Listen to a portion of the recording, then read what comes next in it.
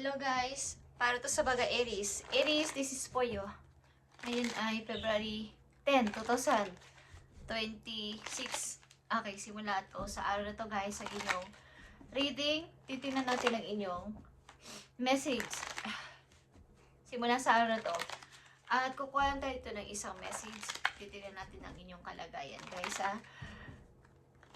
Sitwasyon ninyo sa kasalukuyan. Okay Aries, tingnan natin. Sa mga Aries na bibigyan ng message today, ito ang inyong mahalagang mensahe. Mag-ingat kayo guys. Malamig ang panahon kahit saan. Okay. Okay, Aries. Tingnan natin ang inyong message today. At ito ay isa lang na mahalaga. Okay. Someone is gustong mag-message sa iyo, Aries. Ito ay medyo hindi nagsiseryoso pag nagme-message. Mukhang ito ay pala-smile, komedyante, okay? Something na hindi masyadong seryosong kausap. But, mabait siya, okay? Baga mabait, okay. Okay, ang number 1 ninyong message today, ang pinaka-importante is the star, Aries. I have a dream, okay? Meron akong pangarap na gustong i-fix. At matupad mo ulit yung mga nasimulan ko dati na hindi ko natapos. Something na unfinished project or business. Guys, sa inyong buhay. Na gusto nyo ulit itong ibalik. Kahit sabihin natin na parang sa isipin ng ibang tao ay parang late na or bakit ngayon pa Aries? Okay, is gusto nyo ng pag humingi ng konting pag-asa. Something hope ito na salita na sana meron pang pag-asa. Okay, ito ang inyong situation. Sa mga Aries na nandito sa reading, ito ang inyong situation. At dito sa inyong plano na to o gustong mangyari sa buhay, may isang tao sa inyo na maaaring concern at gusto kayong i-message or gusto magpapansin.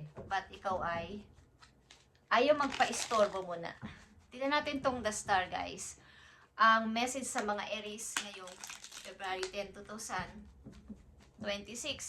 Okay, Aries. The star is malaking parang hope ito na sana ang imposible ay maging posible. Sana ay magawa ko pa ito. Sana ay matupad ko pa ito, mabuo ko pa yung mga nasira, mga nasayang kong panahon at baga napalagpas na mga opportunity. Tingnan natin ang the star guys. I need to message dito sa the star. Kung ano ang gustong sabihin sa inyo the star. Okay. Andito ang Queen of Wands. Aries, kung ikaw ay may nai-involve sa inyong fire energy katulad mo na Leo or Aries din. Okay. Is andito ang Leo. Okay. Energy. Ito ay Leo energy. But ikaw ito maybe as a Queen of Wands, Aries na handa sa anumang bagay na paparating sa iyong buhay, handa mong ikaw ay nagpapasaya sa mga tao sa paligid mo. Energetic ang tao, okay? Energetic. At natural yung iyong pagpapatawa o pala-smile sa ibang tao. Aries, okay, the star is here. Okay, ito ay pagmamadali. Something na may oras pa, kailangan ko tong gawin. Plano ko tong isakatuparan sa lalong madaling panahon.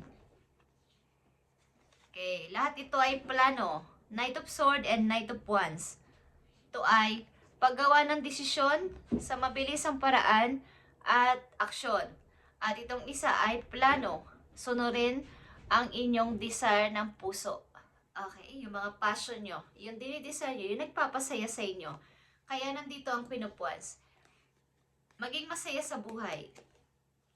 At magkaroon ng kalayaan sa money, syempre. Okay. So, titinan pa natin to ng mas malalim, guys. Ang mga plano na to. Ano ang mga plano ng mga Aries? Plano nyo tong madaliin sapagkat parang naiisip nyo, napapag-iwanan na ako ng iba, napapag-iwanan na ako ng panahon. Wala nang nangyari sa mga plano ko, hindi na natupad o kailangan ko tong i-fix o kailangan ko tong tapusin. Okay, ano tong mga plano ninyo sapagkat ito ay puro plano. Knight of Swords and Knight of Wands. Plano nyo ang gawa na ng action and decision, and plano nyo ang inyong, kumbaga yung tinitibok ng inyong puso na gawin o dinidesire ng inyong pusong gawin. Ito ay inyong may kinalaman sa passion. Okay, ano tong plano ninyo, Aries?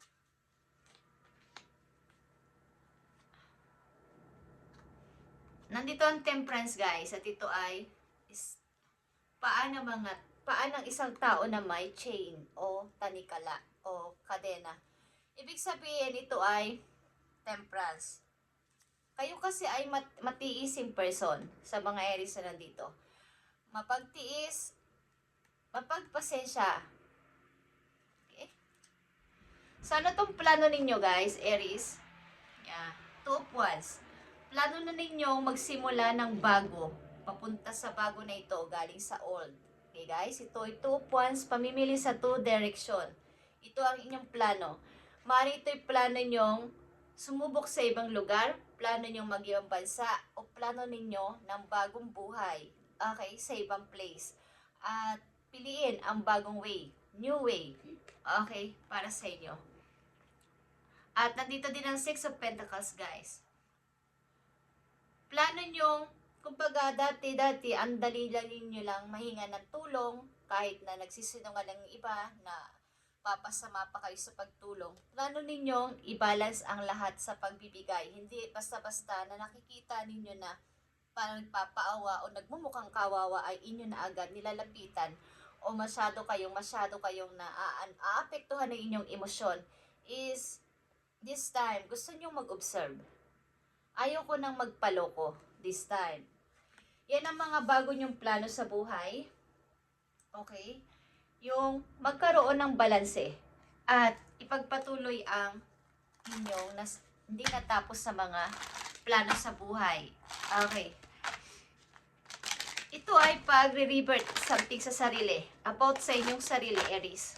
Ang pag-i-start ng bago sa inyong sarili. At balak nyo na itong gawin sa lalong madaling panahon at wala nang makakapigil sa inyong gusto. Okay?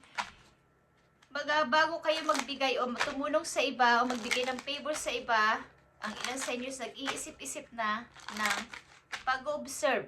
Hindi lang basta nagmumukhang kawawa at mukhang anghel sa paningin ng isang tao kasi ay totoo nang nakakaawa at totoo nang humihingi ng tulong. Okay. Tingnan natin ang payo dito, Aries, sa inyong sitwasyon. Okay, Aries, if your mindset is fixed, try to free yourself from that. Okay. Rise above it. Don't place limitation on what you think you can achieve. Don't stand to your own way. Allow yourself to flourish in all ways. Welcome abundance in all forms into your life. Okay. I-welcome mo ang lahat ng opportunity paparating at huwag mong i-fix ang sarili mo o yung mindset mo na dito na lang ako. So, kaya nandito ang Knight of Swords and Knight of Wands. Kailangan nyong limitahan o wag limitahan ang sarili ninyo sa mga bagay-bagay na pwede pang may chance pa na dumating sa inyong buhay. Halimbawa, yung paglilimita ay yung may edad na kasi ako. Nakatali na ako sa situation na to. So, kaya nandito yung chain. Okay, sa paa ng isang tao. Sapagkat ang susunod dito ay 7 of Wands, pagtatagumpay sa buhay, guys. So, kailangan nyo itong payagan na hindi matupad o matuloy ang inyong mga planong naudlot, mga unfinished project, unfinished na mga nasimulang plano nung kayo ay wala pang kakayanan o wala pang kalayaan na mag-isip, mag-desisyon, gumawa ng aksyon. This time, ang mga Aries na nandito meron ng freedom sa sarili nila at kaya nang pumili ng bago nilang mundo, bago nilang lalakarang, bagong way, bagong daan, okay, bagong dadaanan. Okay, kumbaga ang ilan sa inyo dito ay nakalabas na sa isang toxic na relasyon sa kung kayo ay nakalabas na sa buhay, mag-asawa na kayo, hindi na pwede talaga sa pamilya na masyado kayong kinokontrol at sa isang sitwasyon na kayo napakamaraming responsibilidad dati, ngayon ay meron na kayong freedom na tingnan naman ang sarili at huwag limitahan sa anumang nakafix dati ang inyong mind na ito na lang ako, dito na lang ako.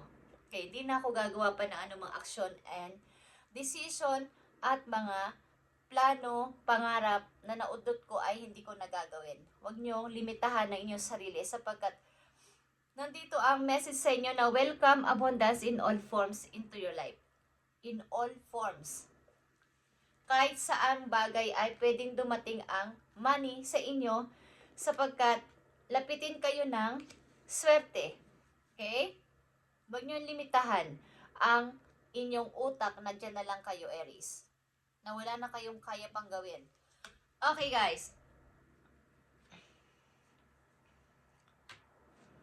So, tingnan pa natin ang inyong mga message, guys. Dito, about ito sa inyong sarili. This time, Aries.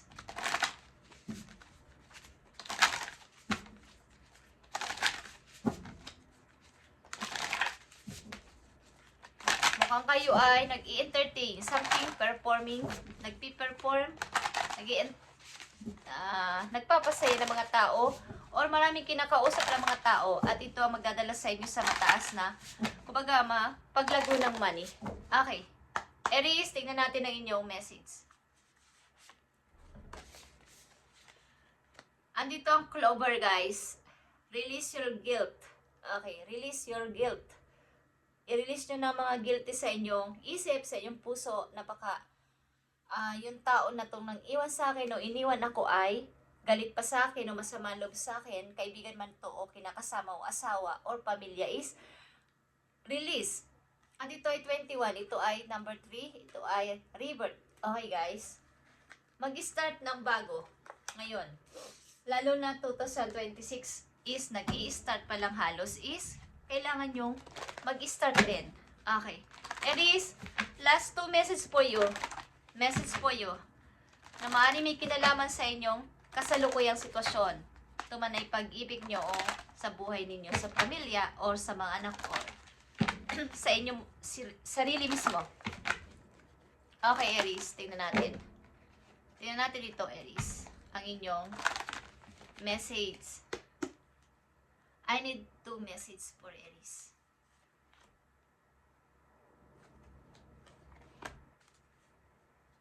Okay. At ito ay innocence, guys. Ito ay 0. Ito ay the full.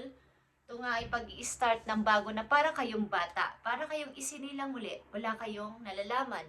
Parang walang alam. Nakikita nyo ba yung, kung napapansin nyo ang bagong silang nasanggol, para silang yung walang alam sa mundo. Hindi alam yung nangyari. Hindi alam yung mangyayari. Parang ganun, guys. Okay, something rebirth ay kailangan ninyo sa buhay, Aries, na nandito sa reading. Okay, Queen of Cups is here. Ikaw as a Queen of Cups. Okay.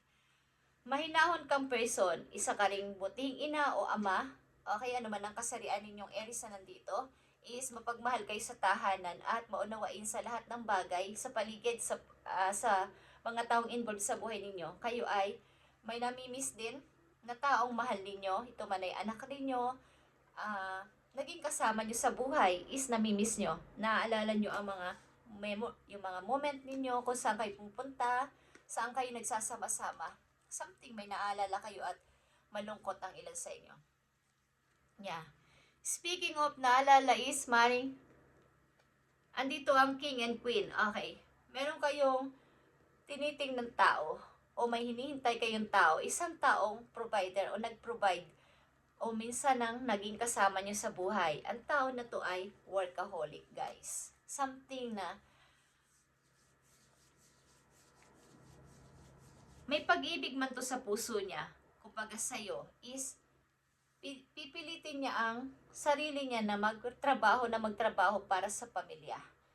Magkapamilya man itong person, but ito ay isang person na mahilig magtrabaho, mahilig magpalago ng kabuhayan.